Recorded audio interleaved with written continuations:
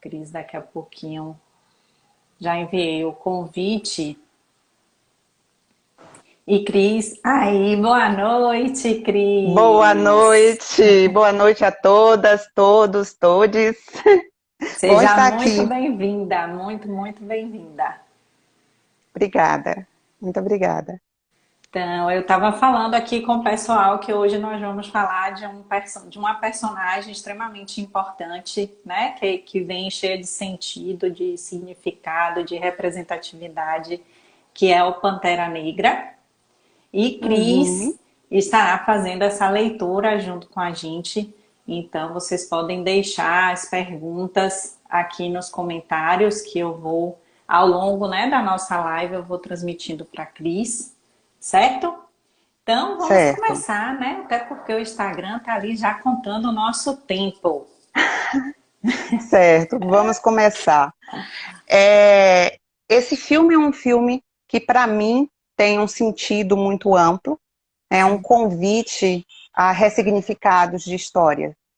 E talvez seja interessante a gente passear um pouco sobre a origem do nome, Sim, né? Acho que faz um pouco de sentido. Panteras Negras, na realidade, era um grupo político, um partido político, que foi criado na década de 60, com o objetivo de defender os direitos dos negros e direitos civis, protegê-los como minoria, né?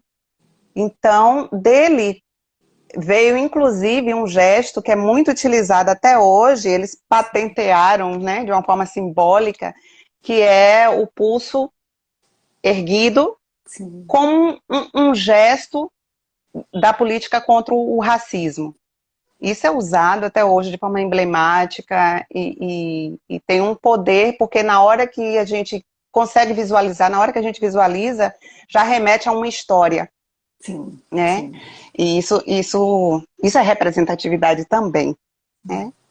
Desse partido, a gente teve a oportunidade de conhecer várias pessoas que foram muito significativas e deram um tom especial a esse movimento. Uma delas é Rosa Parks, que teve a percepção de não se levantar de um assento público, né, de um ônibus à época, onde era proibido que os negros se Sim. sentassem à frente, e, e os negros teriam que se sentar só na parte de trás, se tivesse lugar. E ela, numa forma de resistência e em silêncio, conseguiu, né, causar uma revolução. Como uma pessoa sentada pode revolucionar, sentada e de boca fechada praticamente, pode Sim. revolucionar tanto. Então isso foi um marco, e ela foi uma das pessoas que fizeram parte do movimento Panteras Negras. Esse movimento perdurou aproximadamente 2 décadas, então em 80 finalizou esse partido por diversas incompatibilidades internas do próprio grupo. Mas aí me chama a atenção que, com a origem desse nome, em 66, foi criado o primeiro herói negro, que foi Pantera Negra, com esse objetivo de olhar para as minorias, Sim, preservar os direitos civis, só que de uma forma muito mais lúdica, porque era endereçado especificamente para o público infantil ou as sim, pessoas que realmente tivessem uma afinidade muito grande com essa temática dos quadrinhos, do lúdico, dos cartoons, dos desenhos em si. E daí, então, a gente tem uma percepção interessante, porque, embora ele tenha sido criado em 66, aproximadamente, aguardou-se meio século para que o protagonismo emergisse. Então, eu acho que isso é muito simbólico, porque nos deixa a vontade e a atenção de estar em vigilância e estar numa luta constante. Porque os movimentos acontecem através das nossas lutas, mas muitas vezes de uma forma muito lenta. sim. E, e por isso que é um resgate, um pedido a essa resistência se manter, mesmo que os movimentos sejam muito sutis e lentos. Daí então surge o filme Pantera Negra. dizem que nós temos um protagonista nesse filme. Eu ouso discordar, né? Porque é um filme Concordo aqui. impactante, emocionante e que emerge num peso de representatividade Sim. tão grande. Porque quando eu olho para o super-herói, eu me vejo. Quando eu, pessoa, olho para este super-herói que me representa, né, eu emerjo com força e potencialidade. Via de regra. E isso acontece não só no mundo infantil, não só com as crianças, mas com os adultos também, que se emocionam com cada frase que lá se mostra. Eu não sei E se aí, você viu, teve uma reportagem logo que o ator, né, veio a falecer, eles exibiram uma reportagem hum, onde muitas pessoas, adultos e crianças, homens e mulheres, velhos, velhas, eram chamados, né, ele ficava atrás de uma cortina e eles eram chamados a falar o que era o Pantera Negra para cada um deles, né, dar um depoimento. sim, E eles sim, traziam muito essa questão da identificação, né, de se ver ali representado, do quão revolucionário é a personagem, é a história que há, né, que você contou pra gente por trás dessa personagem. E aí, de repente, o ator saía, né, de trás da cortina e a emoção e a gratidão, porque quando a gente fala do filme em si, houve muito da perspectiva do ator, né? Houve muito da construção dele sim, também. sim, exatamente, exatamente. Mas antes de falar do ator em si, que é extremamente significativo, Sim, porque você vê a construção de selfie do super-herói com base no ator. Então é por isso que é lindíssimo olhar para essa estrutura. Porque não existe uma coisa separada da outra. Ele revolucionou. Com a forma de ser e estar no mundo, ele revolucionou o personagem. E ele tocou as pessoas, né? Com sua forma de viver. Ele já estava enfrentando o câncer há 4, 5 anos, de forma muito silenciosa.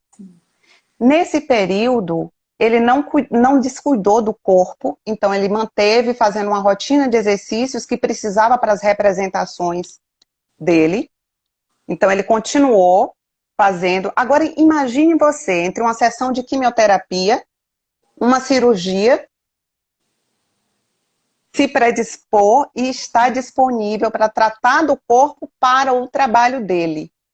Mais que isso, ele fez um trabalho junto com crianças com câncer.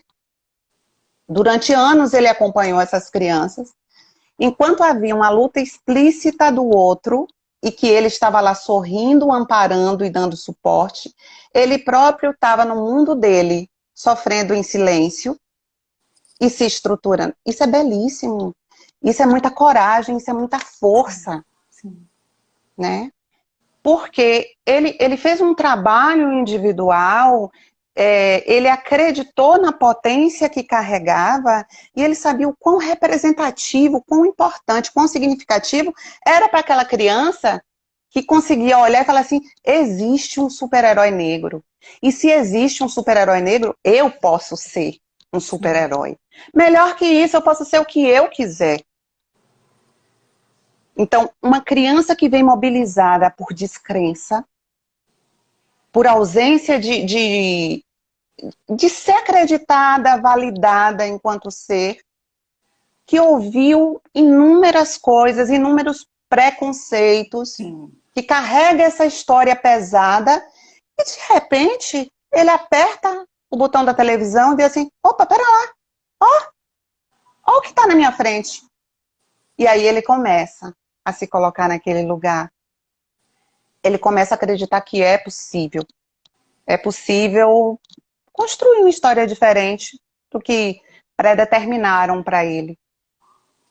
E o Pantera Negra, ele vem de uma família muito humilde. Ele tem uma história de vida muito humilde, teve uma loja de estofados ao longo de vários anos e começou a gostar de desenhar. E essa coisa do desenho foi mobilizando e ele começou a fazer artes plásticas, se formou nessa área.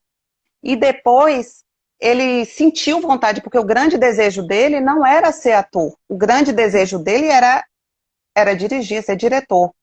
E ele pensou, para eu fazer isso, eu preciso saber o que é que esses caras estão fazendo cá embaixo, como é que eles agem, o que é que eles fazem. Então tá, por um tempo, eu vou me preparar. Eu quero saber qual é a linguagem desse ser. Eu quero saber a linguagem dessa pessoa. Porque quando eu estiver no comando, eu vou saber como falar com essas pessoas. Fantástico. Né? Então, isso é muito significativo. O tempo inteiro, na história de vida dele, ele não partiu para cima. Ele falou assim, vamos experienciar, vamos sentir o gosto disso aqui. Como é que isso acontece?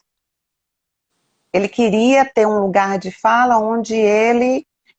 E aqui eu lembro desse conceito de lugar de fala de Djamila, que não é um lugar de fala do eu, é o lugar de fala meu, com o mundo e com as minhas experiências. Isso é lugar de fala. Não sou eu. E ele fazia exatamente isso. E isso está muito colado no que na Gestalt a gente chama de self. Olha só o que é que ele está fazendo. Não é só o que eu acredito, o que eu penso, o que eu sinto, é o que eu vivo. É as pessoas que estão no meu encontro. E foi isso que ele carregou para a vida. Então, até as escolhas dos papéis eram escolhidas a dedo. Faz sentido para mim? Eu posso colocar um pouco do que eu acredito, do que eu sou nisso? E aí ele mergulhava. Ele mergulhava inteiramente. E é o que a gente vê no filme. O filme começa permeado de situações que você fala assim, espera um pouco, o que é que está acontecendo aqui? É surpreendente, o tempo inteiro é surpreendente. Ele chega vivenciando um luto de uma perda de um pai poderoso, um pai que para ele era um herói, era o pai cheio de vicissitudes, de valores, de qualidades, o pai perfeito. E ele vai entrar no lugar desse homem perfeito e dirigir uma nação, e dirigir as pessoas. E eu tenho a sensação de que na hora que ele está sendo coroado, que ele submerge e transcende, tem o contato com o pai, ele fala assim, como é que eu faço para ser um bom rei? E aí ele devolve, se cerque de pessoas que você confia, pessoas da sua confiança. Só que isso ele já estava fazendo, olha ao redor dele, a quantidade do feminino ao redor dele. É por isso que eu tenho dúvida de que apenas ele é protagonista. Porque se você for olhar o mundo feminino que está ao redor dele, você até tem horas que esquece dele, sabe?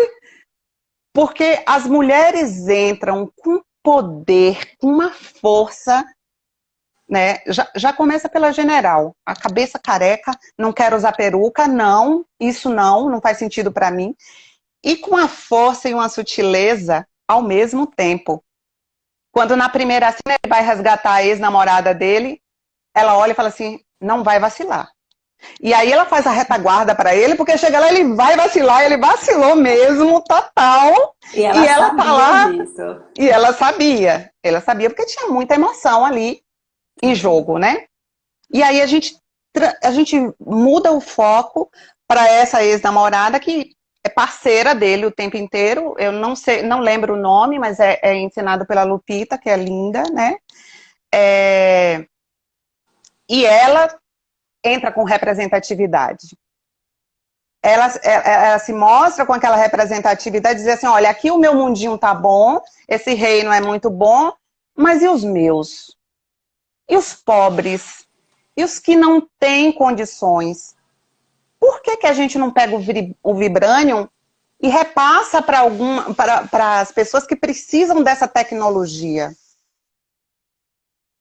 E tudo isso é negado porque o rei anterior achava que não era esse o foco, que eles precisavam. Oi? Oi? Voltei? Hum. Voltei? Cris, sua conexão está cortando. Sim. Deixa eu ver se eu coloco aqui. 4G.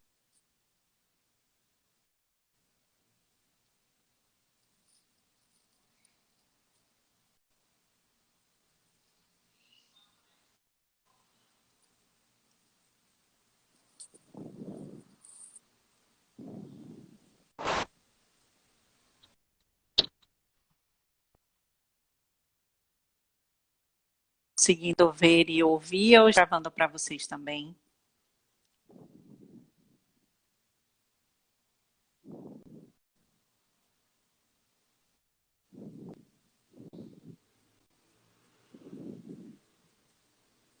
Agora.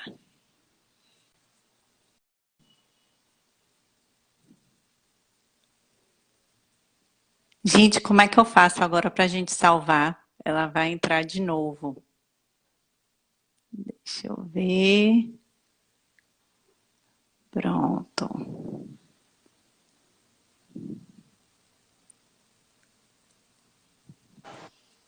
Agora, voltou.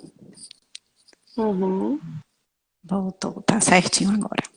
Então você estava falando da guerreira, né? Da ex-namorada dele, que estava ali ao lado. Sim, com a preocupação dos direitos de todos que a cercava, das minorias. Então, por que não liberar o vibrânio para essas minorias que precisavam de tecnologia, de ponta, que precisava de cuidados, que estava passando fome? Porque isso era uma bandeira totalmente negada pelo pai do Pantera Negra. Ao Sim, contrário, sim. ele chegava no mundo e falava: nós somos pobres, nós não temos nada, era mais ou menos isso, o olhar.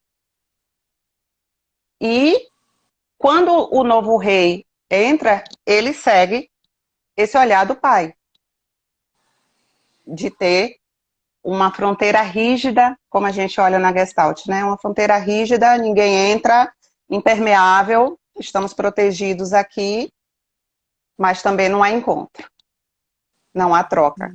Sim. Né? E depois aparece a rainha. Sim.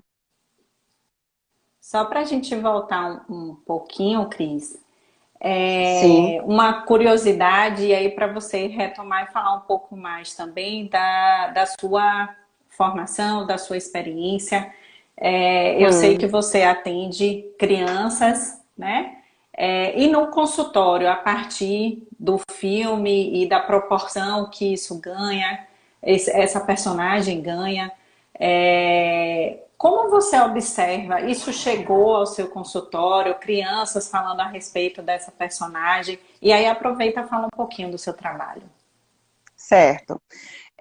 Já chegou criança com esse repertório. Então, essa negritude invisível, onde a gente olha para esse outro e diz assim, mas é moreninho, não é negro. Então, eu não sei qual dano que isso causa, mas eu sei que há um dano, porque a partir do momento que é negado sequer o meu direito, que eu acredito ser, eu penso que isso dilacera a estrutura de self do indivíduo, né? Então, ou chega com essa demanda de que eu não sou tão negro assim, eu digo que sou e não sou. Isso eu vejo mais em adulto, ainda mais quando tem a questão de sistema de cotas. A pessoa é aprovada quando chega na hora de exercer, não porque a banca olha e diz assim, isso já chegou no consultório. A banca olha e fala, não, você não é negra. Você não é negra.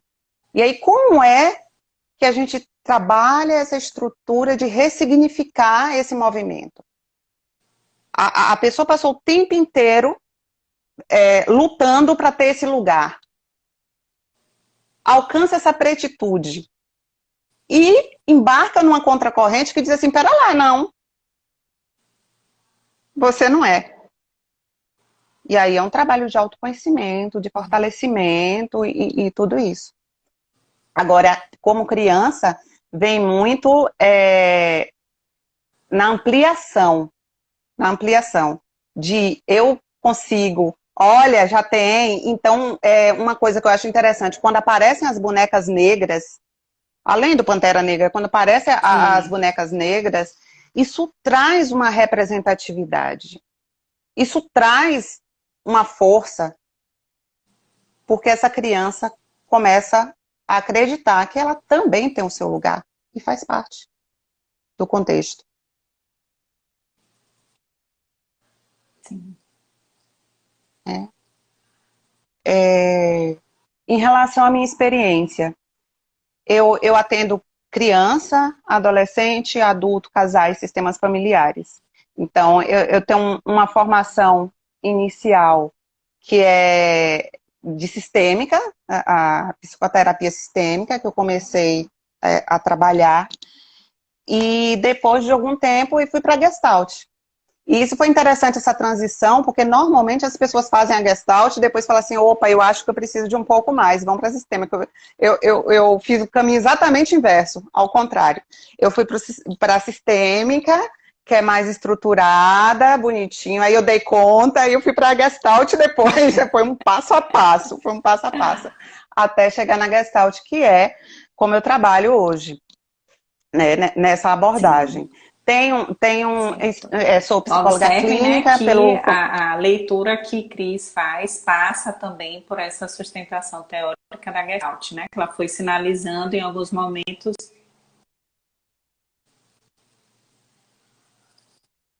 Aqui, travou. Voltamos? Travou, voltou a travar. Sim.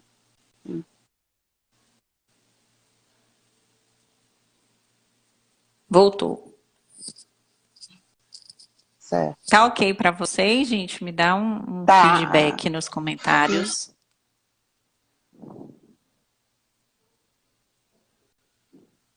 Tá ok normal. agora, tá normal. Onde nós estávamos? Sinalizando que a leitura que você faz também está aí recheada, digamos assim, com a Gestalt, né? Alguns conceitos que você foi trazendo, relacionando, né, a teoria da Gestalt. Uhum.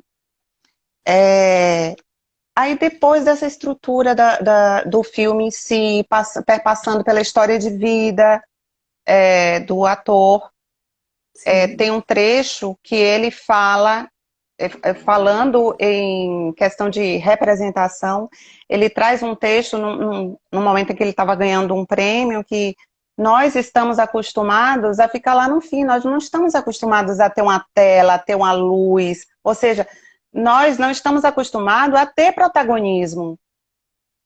Mas, ei, nós temos direito de ter esse protagonismo. E isso é muito forte para quem escuta e para quem se viu uma vida inteira sem representação. Né? É um espaço novo, é um espaço de ousadia.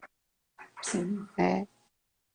E falando também em minorias, me chama a atenção o exército de mulheres, porque não tem outro nome a atribuir, senão exército, porque no momento em que o rei estava entre a vida e a morte, foram elas que emergiram. Sim. Elas que estavam ali lutando. E aquilo foi grandioso, porque não dava nem para tirar o olho da tela. Pense numa mulher negra que sofreu vários tipos de invasões, olhando para aquilo, falando assim, olha, será que eu também posso construir a minha história de uma forma diferente? Né? E aí, ainda falando em representação, a general, ela, no momento que ela encontra o rei, ela fala, ele vive. Ele vive. Ela se sentiu representada ali. Sim. Ela se sentiu representada. Foi um outro tipo de representação. Você vê que a representatividade, ela aparece, ela emerge em vários contextos. Sim. Sabe uma Vários personagem contextos. que me chamou muita atenção também? É a irmã dele, que traz na juventude, né, a questão da renovação, a relação que ela tem com a tecnologia, que é uma área com o estereótipo, né, de ser uma área para os homens, aí trazendo também Uhum. a questão do gênero que o filme aborda, né, muito através Uhum. também dessa irmã dele. Como é que você observa essa personagem? Que relação você poderia fazer? O que me chama mais atenção dessa personagem é o humor.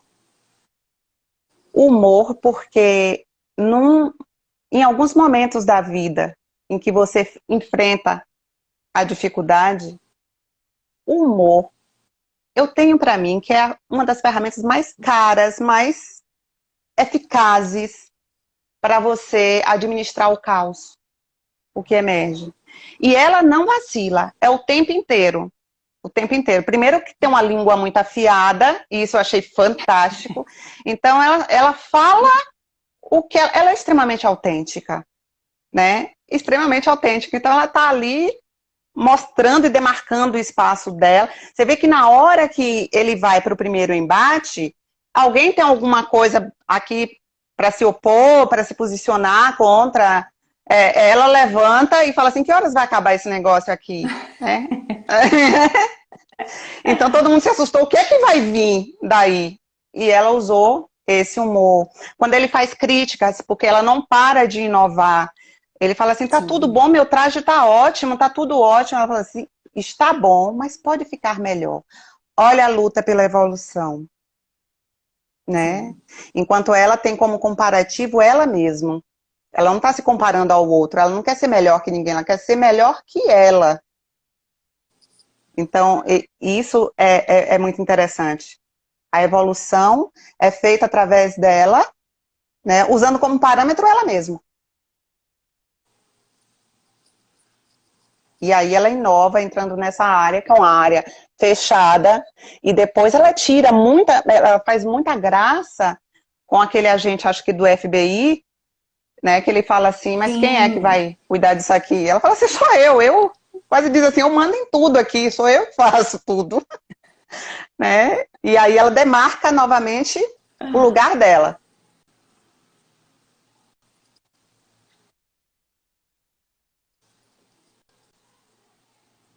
Oi, travou? Travou, Cris. Hum. Agora, E agora voltou? voltou, voltou. Sim. Então, Então, esse. é um filme fantástico, né? O que você traz, assim, o questionamento se há um protagonista, né? Pela riqueza que o filme traz.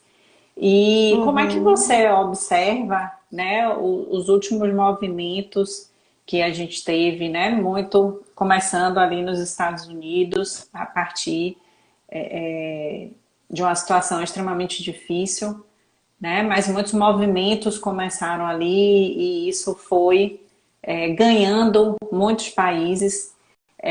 Como é que você vê Sim. essa relação, né, do contexto social e esse movimento de mudança, de transformação que a gente vivencia? O cinema e a realidade. Eu tenho para mim que nós temos que nos manter vigilantes em relação às diferenças, de forma constante. Não é momento de acreditar que já encerramos, que temos os direitos que gostaríamos de ter. Me causa muita estranheza quando eu escuto a frase de que não existe racismo no Brasil. Perceba, a gente viveu quantos anos abarcados e abraçados por essa discriminação. Não acredito que de um dia para o outro isso some. A gente vê nas pequenas coisas. A gente vê nos pequenos relatos do dia a dia, no noticiário. Se a gente abrir um noticiário, a gente se choca com situações que já deveríamos ter ultrapassado. Eu acho que o movimento dos Estados Unidos nos tocou e nos convidou a um movimento local. Então, usamos um espelhamento numa cultura... Oi? Tá me ouvindo?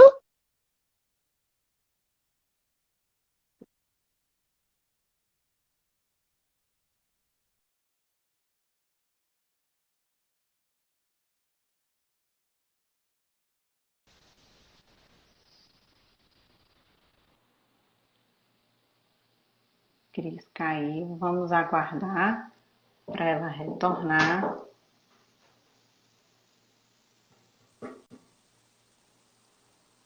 Ver solicitação. Voltou.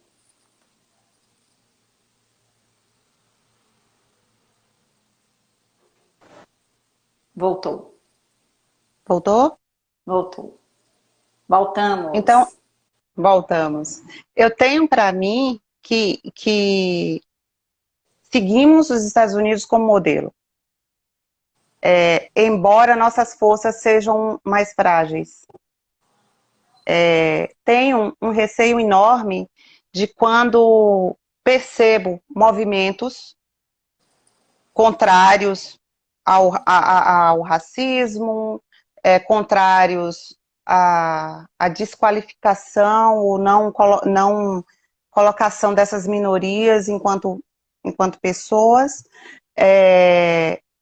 escutar que não há mais necessidade dessa luta. E eu tenho para mim que essa luta é diária. Essa luta é em nossa casa, como nós educamos nossos filhos, né? Como nós tratamos as pessoas que estão próximas a nós. Eu acho que isso é uma luta que começa como um processo de formiguinha mesmo. Aí eu não tenho como deixar de lado essa autenticidade do Pantera Negra. Então, ele mergulha no laboratório. Nós precisamos mergulhar no nosso laboratório de vida. Não há necessidade. Que bom se você puder fazer um trabalho maior. Isso é louvável, porque nós precisamos desse trabalho. Nós precisamos da força sindical. Nós precisamos de grandes mobilizações dos movimentos. Mas também podemos auxiliar num contexto de estar ampliando e crescendo na nossa família.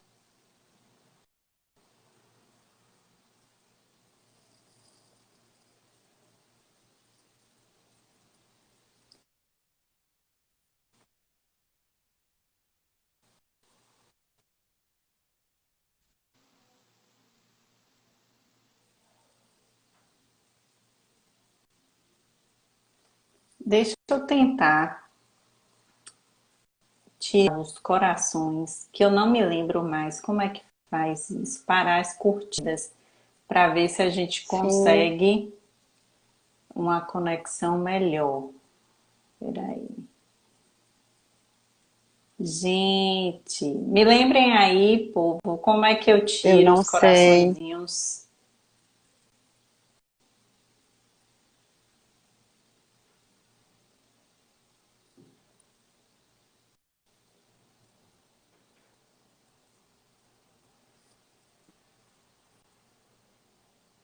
Vamos lá, a internet não está ajudando, mas a gente vai persistir, porque precisamos falar sobre isso, né?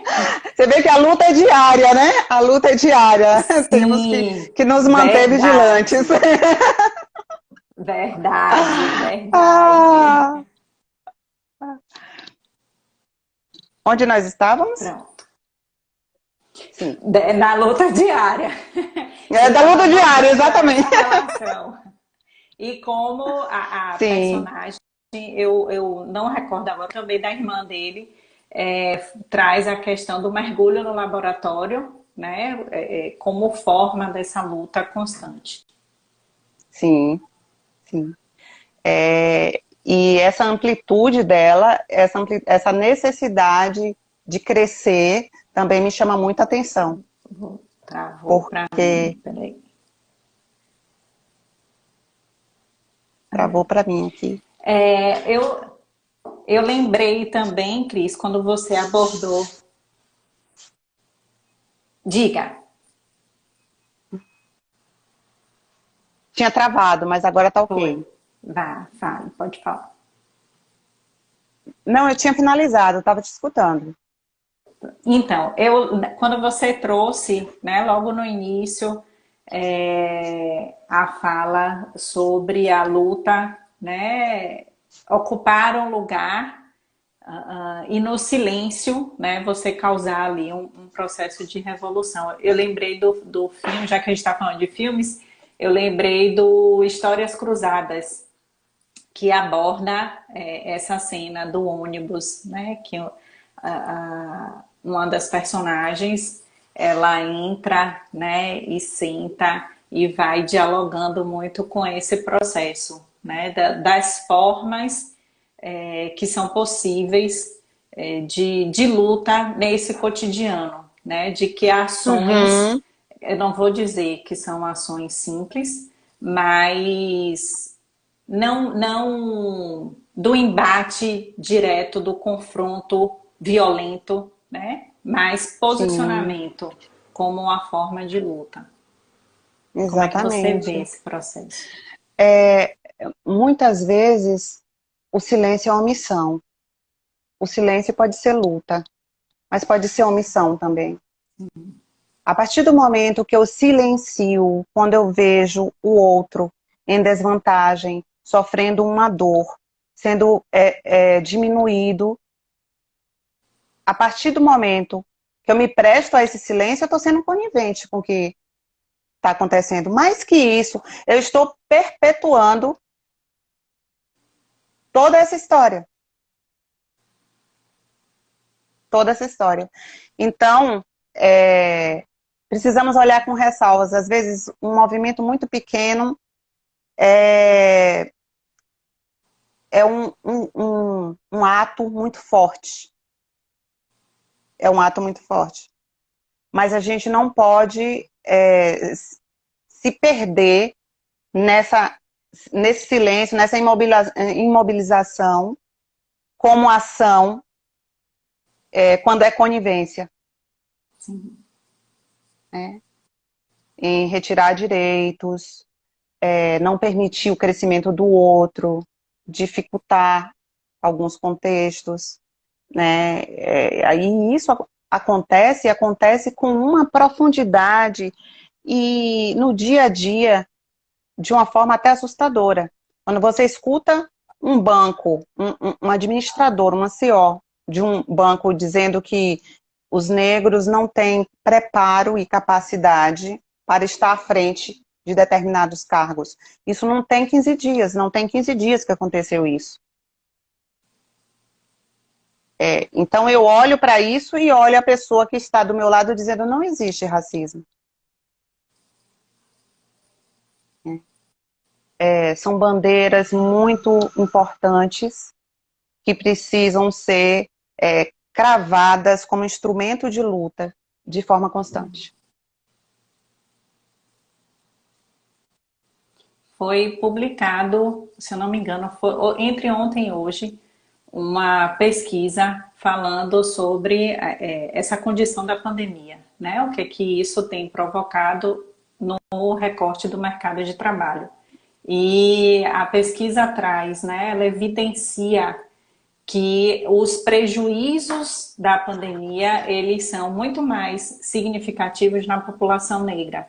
E aí traz os números de pessoas desempregadas, de pessoas desocupadas, de pessoas em maior condição de vulnerabilidade e vai trazendo a porcentagem, né, quando se refere a homens brancos, mulheres brancas, homens pretos, mulheres pretas, e no final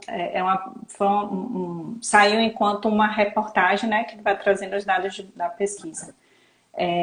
Faz uma leitura muito precisa, muito importante, de alerta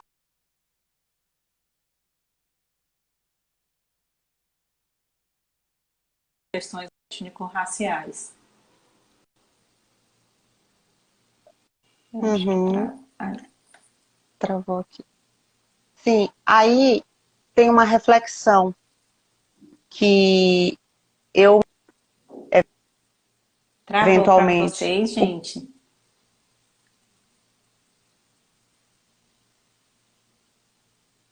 tá me escutando? Deixa eu ver se eu consigo acesso.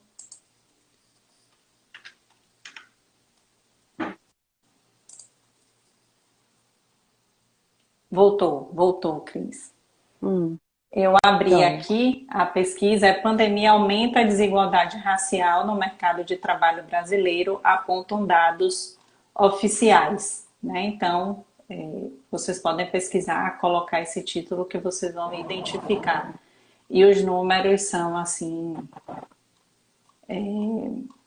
assustadores, né? No sentido aqui. Deixa eu só trazer uma pontuação. Participação de negros no mercado com carteira assinada. A gente tem 38,92% na distribuição geral de brancos com carteira assinada, 32,22% de negros. E aí ele vai fazendo a divisão por tipo de ocupação. E a pesquisa ainda uhum, traz que os salários mais baixos são aqui.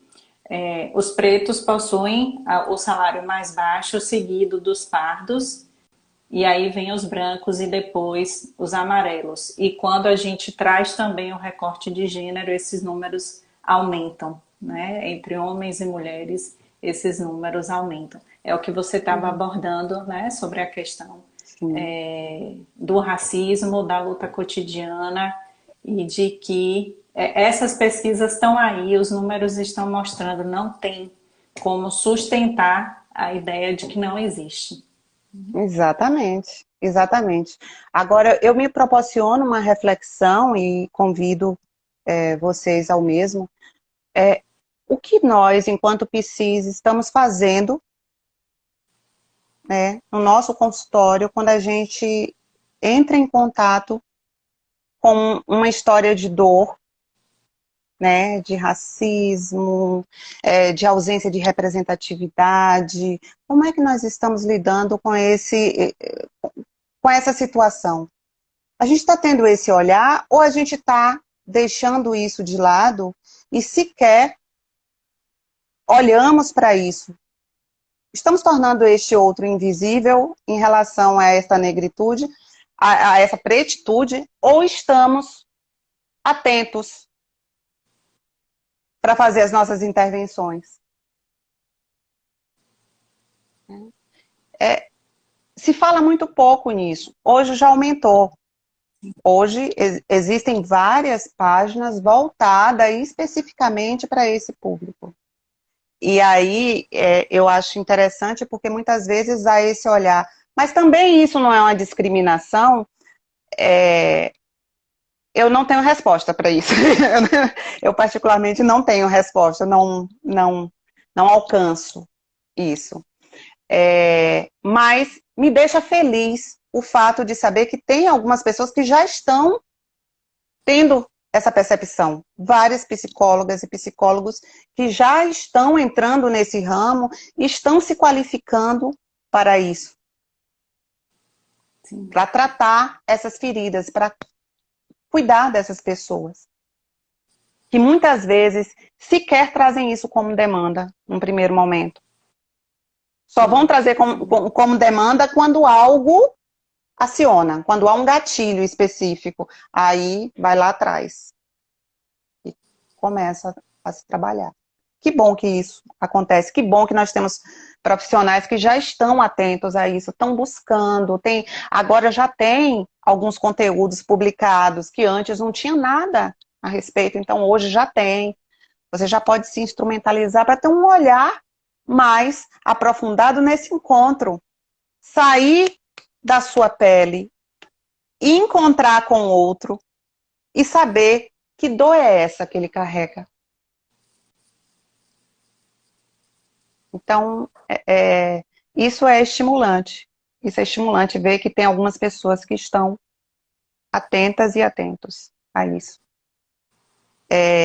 E assim como o Wakanda sai dessa fronteira rígida, em que não se mistura e não se encontra com o outro, mas ao final ele diz assim, Pantera Negra, eu tenho uma ideia, talvez eu possa fazer alguma coisa. Então ele abre parte do Vibranium para o mundo.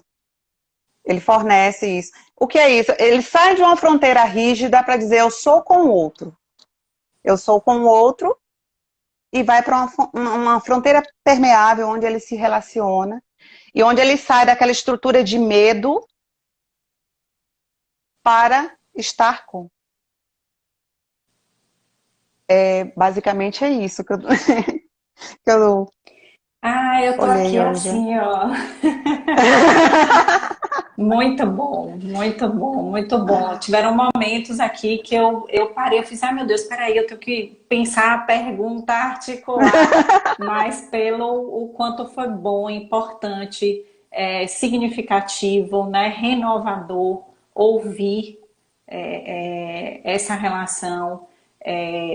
O filme é muito rico, é muito bom, ele vai além do cinema, né? Ele traz Sim, questões extremamente importantes, mas cada palavra que você trouxe, cada observação que você fez, assim, foram extremamente ricas. Eu tô a vontade que dá acabando daqui, vou direto assistir o filme de novo, porque tem isso também. Eu acho que eu já sim, assisti umas 3 vezes. E cada vez que a gente assiste, a gente encontra algo novo, a gente encontra algo a mais, né? A gente encontra, a gente é tocado de uma forma diferente. Até por esse misto da vivência, voltar a assistir e refletir a respeito daquilo, né? sim. E é um filme Deixa eu só ver, muito Ana colocou interessante aqui, para as nossas Ademir, análise intervenções. rica. Ah, obrigada. É um filme que a gente pode usar nas nossas intervenções, como recortes, como instrumento lúdico, para ver o que a gente toca nesse outro, né? E ver o que emerge do processo terapêutico.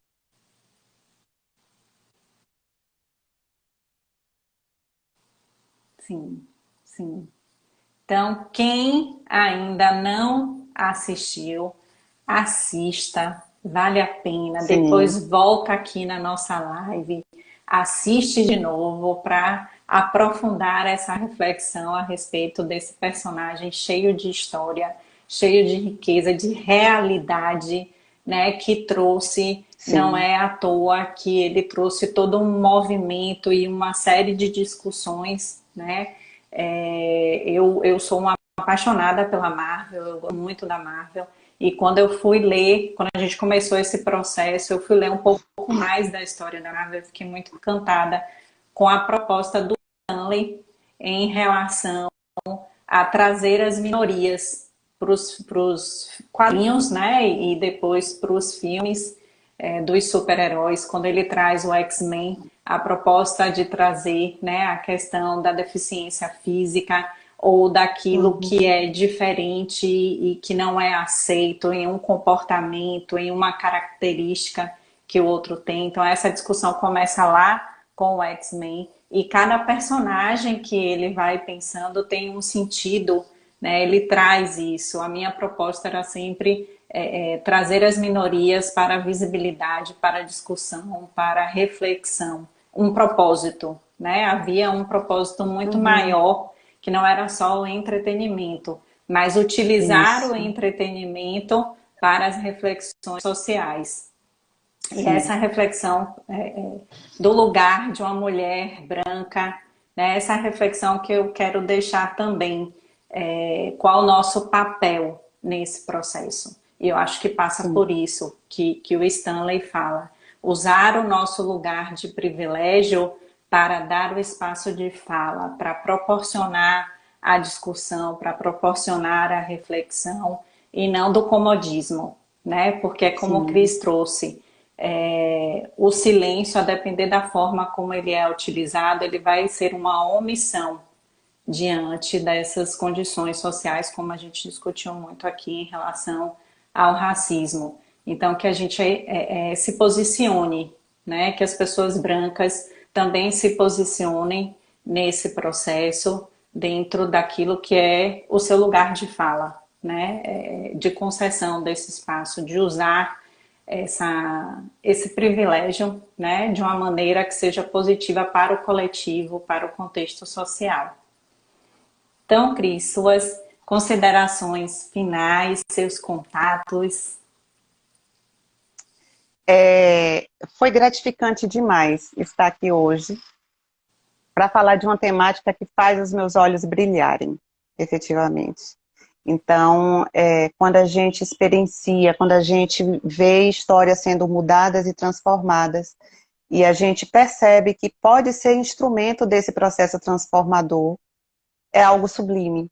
Porque, como você falou, a gente não está num lugar de acomodação, mas sim num lugar de ação, né? E é essa ação que vai mobilizar as atitudes e os ganhos virão daí, né? Por direitos, por lugares de fala, por lugares de ocupação mesmo, né? Você trouxe os dados aí, né? Que não é algo inventado, é a realidade, é o que se mostra, né? Basicamente é isso. Muito obrigada pelo convite. O meu Instagram é Crescer Psicologia e obrigada. Gratidão enorme por estar aqui hoje. Nós que agradecemos imensamente sua disponibilidade, né, suas ricas considerações por ter nos levado a uma reflexão tão profunda em relação a esse personagem e o nosso contexto social, né, o nosso cotidiano. Só registrar aqui muitas pessoas, né, falando da riqueza do processo. Um paciente seu muito especial entrou, disse que estava eufórico, super feliz em te ver, te ouvir. João participou aqui o tempo inteiro para te escutar. Ai, que felicidade! Um beijo, João! Muito bom, obrigada. Obrigada, Cris. Obrigada Nada, a todos Cris. e todas Nada. pela participação. Beijo, Não perca, em breve a gente vai divulgar a data das próximas lives. Continuem acompanhando Instituto Encontro, Crescer Psicologia, não é isso, Cris? Isso. Tá bom? Beijo a todos. Beijo, obrigada. Boa noite. Boa noite.